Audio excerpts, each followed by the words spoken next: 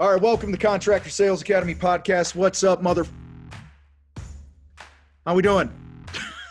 Well, apparently, Tom, we're not drinking what you're drinking. I love these. Oh, I've just had a ton of coffee today. That's all I've done. Coffee, had a workout, I had a protein shake, So I'm raring to go. Steve, you look and sound much better than you did last time we got together, coming off your knee replacement. How's that going? Actually, today I hit a major milestone. I walked to the back of my property and back again. And if you haven't been here, it's exactly 350 feet down now what's a golf cart path to the back of the property and back. So my goal is to have everybody listening to my voice right now be able to say that one day. Well, I walked to the back edge of the top of the back 40 today, and I made it back by lunch. So it's like the Cartwrights. Are you too young to watch the Cartwrights? You remember that one? Oh yeah, I remember that. When they had to go work the back 40, the Cartwrights. Okay, no, but Haas. Yeah. When the kids had to go work the back 40, literally they'd be back in 2 or 3 weeks. That's how big the Ponderosa was. But all good. Well, cool, man. I'm glad to hear you're doing good. Derek, you, let's see, before we hit record, you said you were about 15 pounds down, which is good. Yep. Back on the yo-yo. So I'm down, and then come winter, I'll be right back. So. Well, part of your weight loss plan could be paying someone else to write a workout up for you, buying good food, putting a meal plan together, and you can't do any of that without money. So there you go. Of money, did you like that transition there? That was pretty good for on the fly. That was fantastic. Steve's his jaw's on the ground going, I can't believe how cool Reaver is. Because as you're saying that, I just had a very lean lunch, just reminiscing over the last 2 days and how I sold $230,000 over the phone. So it's pretty amazing. All right, hey, so Tom. Yes, Steve.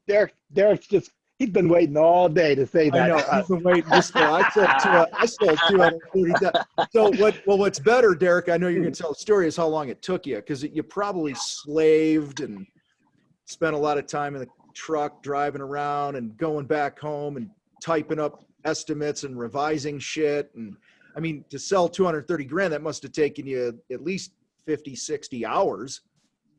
Well, so let me break this down for you. So one job is 200. 2 other jobs are approximately 15,000 a piece. So that's a total of 230. The effort, the Herculean effort that it took to sell the 200,000, 30 minutes. The 30,000 probably collectively was about another 30 minutes. So total, it took me about an hour. It's real pain. Real pain. Yeah. So, but I think it, took you longer than that in the big picture, didn't it? It's kind of what we were talking about earlier, right? Okay. So if we're going macro. Yeah. Let's go macro. Macro is 24 years. It took me 24 years to make this happen. Oh. Because of all the things that had to be put into place. But Steve had a great point as we were kind of riffing on this. Steve had a great point to what really made the biggest difference, even though it took 24 years. What's that? I had to grow a pair. And that's really what it boiled down to, because I'm standing in the backyard as I go to pick up the $100,000 deposit check.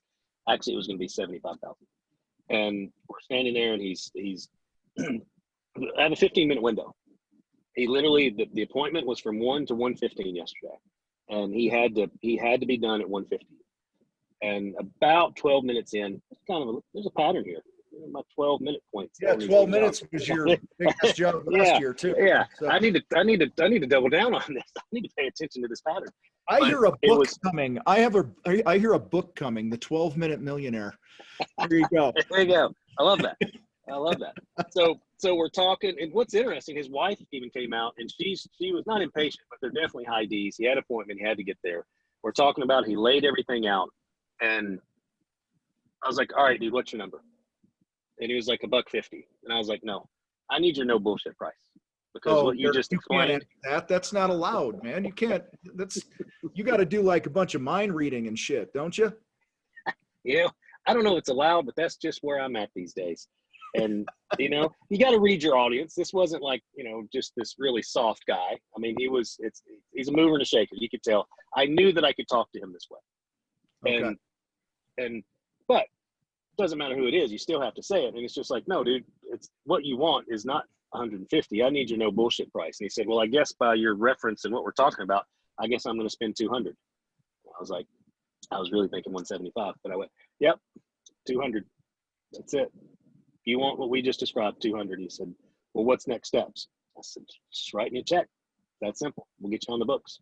And no, he went right inside, brought me $100,000 check. So you probably you showed up to this meeting. You had 15 minutes, right? So Yep. you came with like a big packet of fancy stuff and some drawings and, you know, probably typed out, you know, what things would cost and this and that, right? Nope. I showed up in my flip-flops and I left my tape measure and my paint marker in the Jeep because I typically will take tape. I'll take marking paint because it's just kind of fun. We paint it out. I literally just had my cell phone, rolled up in my flip-flops. He actually made a comment. You just roll up in flip-flops, huh? Like, yep. And no, you don't need all that stuff because here's the thing. Yes, it took 24 years. There was a lot of layers that he had to go through before he decided I was the guy. So it wasn't just because I'm handsome and charismatic and 15 pounds lighter. Well, you are eating macro and cheese for lunch. There's no way you came up with that word macro by yourself. It was on the menu board. That's funny. Actually, it was Gary Vee earlier, but that's kind of case in point. I listen to people that are smarter than me, like Gary Vee. He always talks about the macro and the micro, and it's all these things. It's a culmination of things over 24 years. But at the end of the day, it doesn't matter what I did or what I've learned and discerned. And I got to just take action. And that action is really what happens. And the confidence that comes from this, knowing the words, knowing the things that I need to say, knowing how to say it, rising to my highest level of training when I know it's right, when I see the wife over there and I see where he's at and he's in a hurry, I'm just going, you know what? Whatever comes out of his mouth, I'm going to counter it. I'm either going to match it. I'm going to go higher. I'm going to go lower. There's going to be cadence. There's going to be tonality. And I'm going to say what I need to say. And just my training said, what's your no bullshit price, dude? Because what you just showed me is not 150. Yeah. And I looked at him in his left eye and did not look away until he looked down. When he looked down, he said, yeah, I guess we're 200 up. So earlier you had mentioned a bunch of other things had to be in play through the years. Sure. What were some of those things that kind of worked together? Because a lot of times when we're on here, I think sometimes people could think that we're just operating in this vacuum, right? That it's, you know, hey, you just say these words and stuff. There's a lot of complementary things that are going on that have helped you and others be more successful in sales. What's that look like? The biggest thing was getting around the right people. I mean, that was the change. So when I got around the right people that were saying the right things and I felt aligned with the vision, you guys. But before that, I mean, I had to make all the mistakes. I just had to make them. But I didn't have to make the sales mistakes. If I would have found, what's really simple. Actually, did I have to make those mistakes? No. If I would have found the right mentor, the right individual 24 years ago, if it was you and Steve, imagine that. Imagine if I found you guys year one in my business and didn't have to screw everything up, didn't have to have my lights cut off, didn't have to have my name echoed in court because someone sued me, didn't have to starve, didn't have to steal from my family, didn't have to hire the idiots that I would say just get in the back of the pickup truck, didn't have to hire that guy that almost got me sued because of what he did on a job site, didn't have to suffer and work endless hours. If I would have found you guys year one, I wouldn't even, ignorance is bliss, right? You don't know what you know. So I wouldn't even have known. Did it make me better? No, not really. I mean, we like to say that, I wouldn't go back and change a thing. Well, that I would go back and absolutely change that. Because yes, it did. Because when you're holding your baby girl, when you bring her home from the hospital the first time and you realize your lights are cut off, I don't want to repeat that. Yeah. Did that make me better? No, it just kind of makes me feel like a father. So no, I don't. You don't need to. So let's fast forward. If you're listening to this, it's because you need to hear it, and it would be way cooler if you don't have to experience the things that I experience. But what you do need to experience is training, whether it's in your craft or whether it's in your sales process. Just know and get around the right people and role play this stuff and train this stuff so that you can rise to your highest level of training. That's what you need to do. That's where you need to fail forward. Fail forward because you screwed up and you didn't make a phone call with somebody. Fail forward because you're in a role play and you got your words twisted. You spun that word track around. You said it wrong. Let that be your failures. Don't let it be stealing from your family and sleepless nights and feeling like a piece because of mistakes you made. You don't got to do that. That's interesting because a lot of people do say, "Oh, I'd never change a thing," and I mean, three of us have talked many times around, if you take all the ways that, we teach how to talk to people and how to listen and all that other shit, take all that and throw it out the door and just give us all bracketing the way we know how to do it now, we all would have made a lot more money, right? Just unbelievable. Being able to have the confidence to bring that up. Like, I mean, I can think back to hundreds of times in my life many years ago where all it would have taken was standing there with somebody just saying, "Derek, before I go home and put a bunch of time into this thing tonight and follow up with you and you have sticker shock, are we putting together something that's going to be, $15,000 to $18,000, or are we going all in with 30 to 40 grand? What's going to happen?" Like that alone, think of that pre all the Shin Fu stuff that the three of us know and all that other stuff. If you just really knew how to do that. I mean, Steve, what was your close rate when you used to go to the yard? Like 15, 20%, you get told no. If you just had the bracketing tool with the right mindset behind it, you know what I mean? If you just had that, you would have saved yourselves a lot of time, made a lot more money. Here's a difference. There's a big difference between you guys and your success and almost everybody else listening to us. At some point, you got to quit relying on whatever you can gather information-wise for free. You have to actually join a positive group, put yourself in a very uncomfortable situation, and work your ass off. Neither one of you guys went from zero to hero without doing those two things. You joined a group and you worked your ass off. You didn't do one or the other, you did both. And I'm just afraid people, when they listen to your story, Derek, great, I listen to the most fantastic podcast, I'm going to make 200,000 a day. Well, no, you're not, because you don't know the thousands of hours that Derek has put in working his ass off to get to this point. You need a place. You need an academic place. You need a safe place. You need a real world place. You need all of this together where someone's going to call you out and go, "That's bullshit. Wait a minute. That doesn't work in real life." So when you get into real life, you're not like poorly practiced to deal with bullshit. Yeah. You need to join the bridge. That's what you need to do. I'm just going to say it like it is. This is we have about 150 people that are in this group, and they are deadly serious on taking all the things that we teach them in the group and monetize it like you just saw Derek monetize it.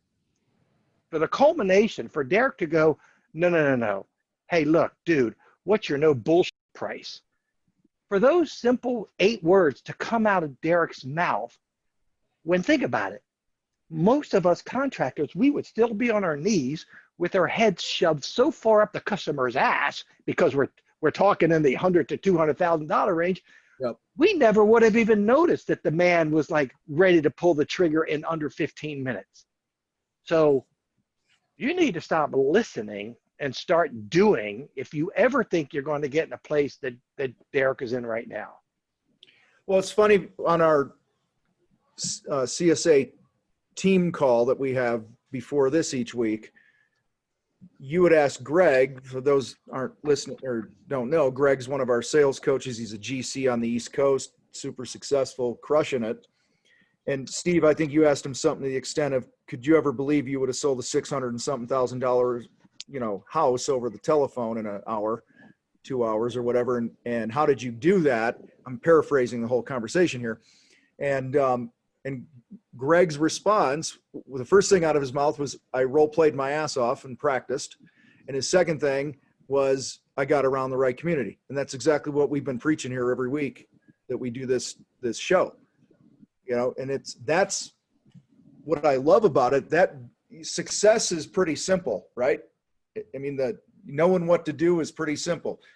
Practice, get around the right community, but it's the actual implementation that most people suffer with, because quite honestly, most people struggle with having personal discipline.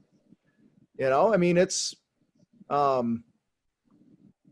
don't know. I want people to know that, the success that you want is not that far away. It just comes, you got to burn boats, and say, I'm going to succeed, or I'm shutting my doors. I'm going to run this business and build the life that I want for me and my family and all this other stuff, or I'm shutting the doors because this ain't worth it. I mean, to me, it's one or the other. Being in the middle is hell.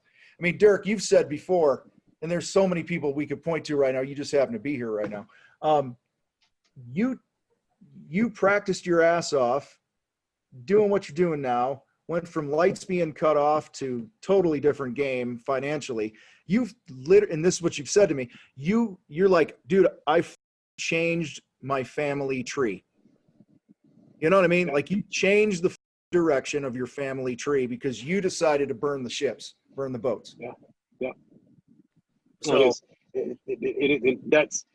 I had a conversation just yesterday with a client, and she's a school teacher, and we were having that story. She knows about our garden center. She knows Aaron. Because she's like, you got some older girls too, right? And I was like, yeah, I got a 21-year-old, an 18-year-old, basically a 3-year-old and a 3-month-old. And we were talking about it. And she was sharing a story with her family, because this is what's interesting, because what we're really teaching here in training is how to listen and how to communicate with someone else. So I know she's a school teacher, so I just kept asking her questions. And it got all the way down to her experience. And she had a gap as a sister and a younger brother. And she said, I bet your sons will live completely different than your daughters. And I was like, it's funny that you say that. It's completely different. Am I going to spoil the boys? Sure, to an extent. They're going to work too, but it's just like, there's certain things that I can little things, like just really, really small things that I can afford without even question. That was not an option for my older girls. Right. My 21-year-old, I mean, there was times that it was like formula or diapers. How do we work this out? What do I got to do to make this happen? So it's going to be way different. I just bought a brand new golf cart. So, because you just do those things sometimes. And so you just bought a golf cart. He's going to be rolling on a golf cart. And so will my youngest too. Completely different scenario. So, because it's you carrying your beer cooler and all the accessories when you go down to the lake, it's just heavy. So makes more sense just to have a nice jacked up golf cart. So, Derek, what you just described literally is a book called Rich Dad, Poor Dad. It's not the money at all. It is your 2 girls grew up with poor dad, and that attitude, not knowing, you didn't even know what you didn't know. And now that the light bulb has come on, now your boys are growing up with rich dad.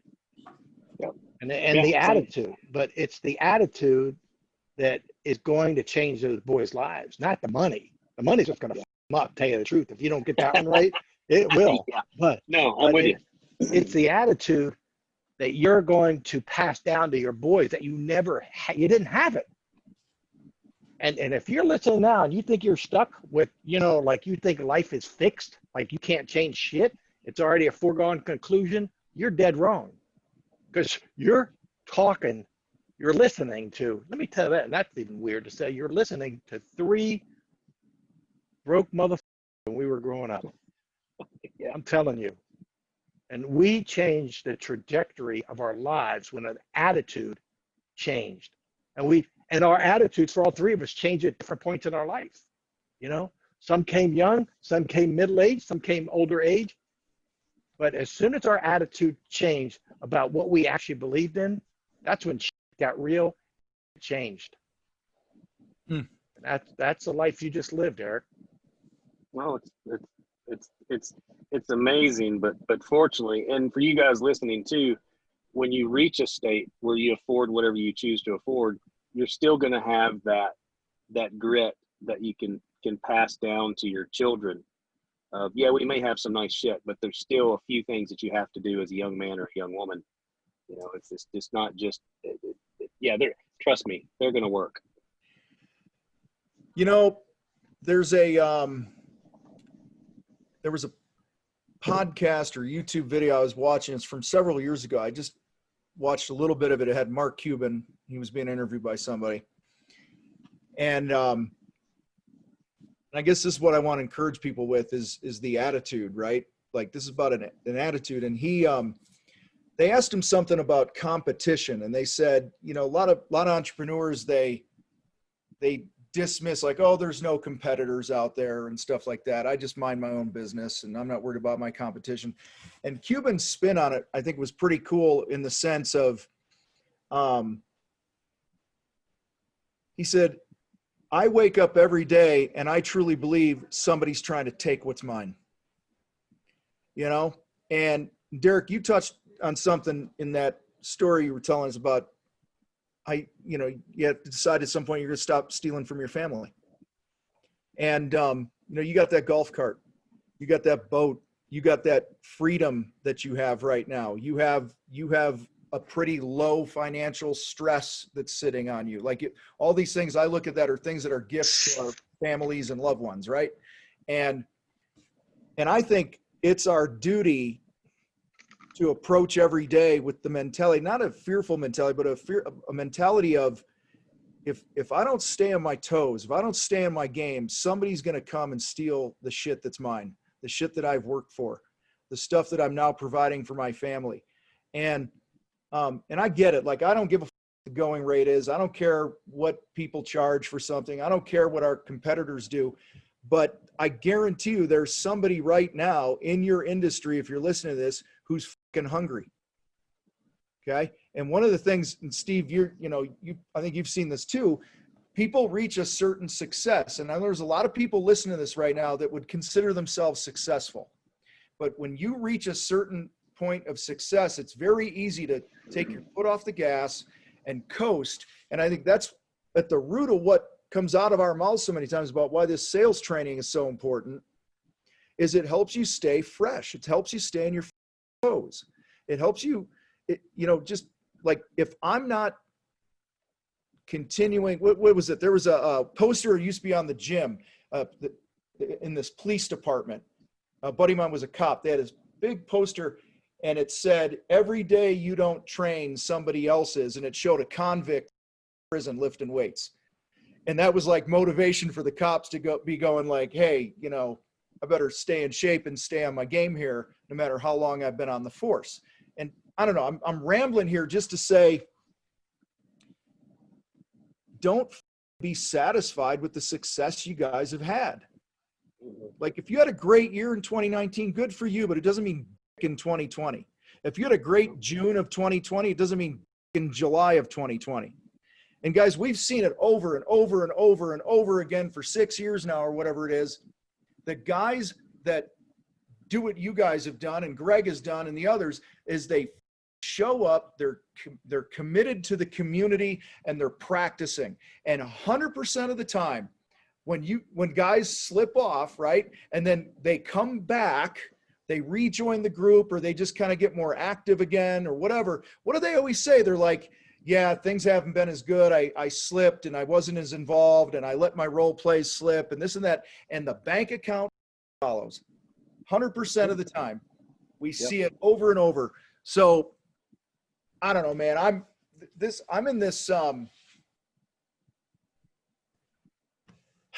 in this mode right now in my life where I'm like, I've worked too hard to let it go.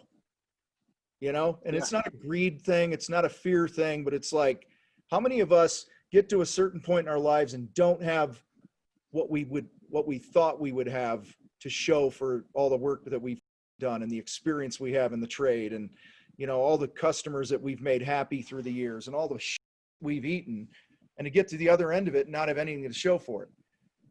So I don't know. That was my little soapbox moment that really had no other than fight for what's yours and quit stealing from your damn families. Here's the thing that kind of adjacent to that is we are always in the Contractor Sales Academy. We are always evolving. We're not static. Yes, we have a 5-step process that we follow, but it's always evolving and always getting better because we're fucking hungry. I'm not hungry. I'm starving.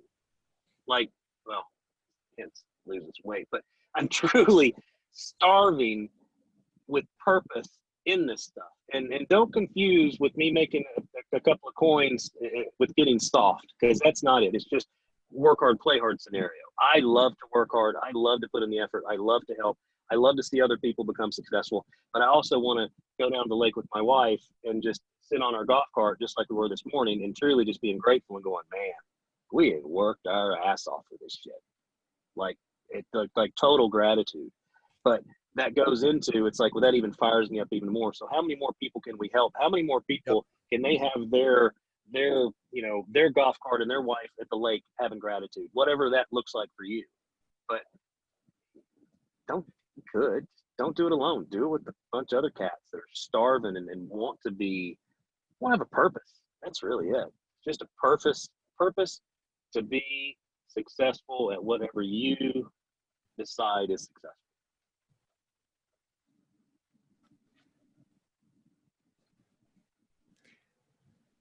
So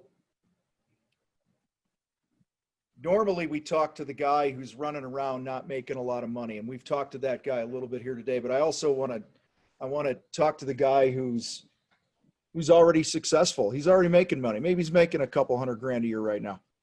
Maybe he's got a sales team out there. Maybe he's got some good processes and systems in place. His debt is where it needs to be.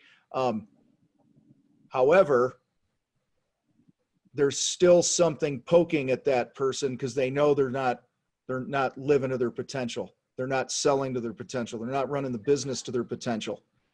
Maybe they've gotten a little complacent or whatever. And I want to encourage, if somebody's listening to this, maybe you're not the broke guy like, me 1,000 years ago when I went on a vacation with my family and I couldn't fucking afford ice cream. God's honest truth. Long story. Talk about feeling like shit. Maybe you're not that guy who had his lights cut off. Maybe you're well beyond that, but you know that you're not being your best. And that's who I want to talk to right now. And Steve, you've, in a lot of ways, that describes you because you built and sold kick-ass, swimming pool maintenance company with 40 trillion lifeguards you had to manage and all that bull. You had the money box checked, but now you're in a different place where you're having an impact. And I know that's what drives you the most now is the impact. Can you speak to that guy a little bit who might have some of these other boxes checked in his life and how a community like this could help? Well, two things. One is a quick story, and this happened to me probably 5 years ago. I was with another one of my well-to-do buddies. He had his own business and he did really well. I knew he did better than I did. And I just asked him, I said, hey, how much are you saving for retirement? Because I got my number and I'm just checking it with somebody else who I know is doing pretty goddamn well. He said, Steve, I want to have 6 million in the bank. I'm like, 6 million? What do you need 6 million for? He goes, I just think my kids are going to, require a lot of money and we're going to want to do a lot of cool shit. And I just think that's what I'm going to need. And he goes, why? What's your number? I said, well, it's funny. I'm asking this question because I just hit my number and it's $3 million. And literally 1 minute ago, I thought I was on top of the world.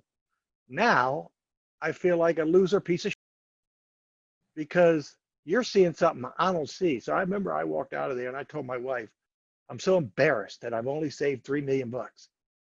And she was like, Steve, don't compare yourself to that person. Don't think you need that kind of money. And I didn't listen to any of that. I was just like, well, God damn it. Okay, I'm going to 5. That's what I'm going to, 5. And here it literally is 5 years later, and now I got 5 million in retirement.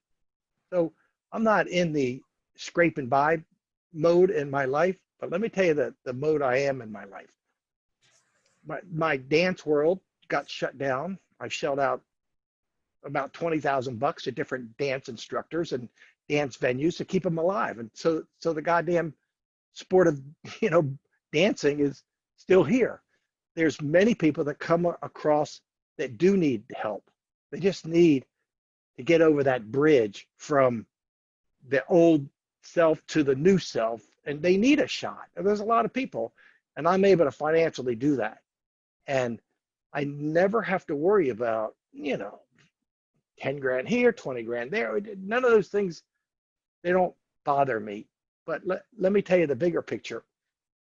The impact that you leave this planet is the single greatest thing they're going to make you fulfilled. And I know we're going, a long range of topics on this webinar today, but that's truly, whether you know it or not, that's where you want to end up.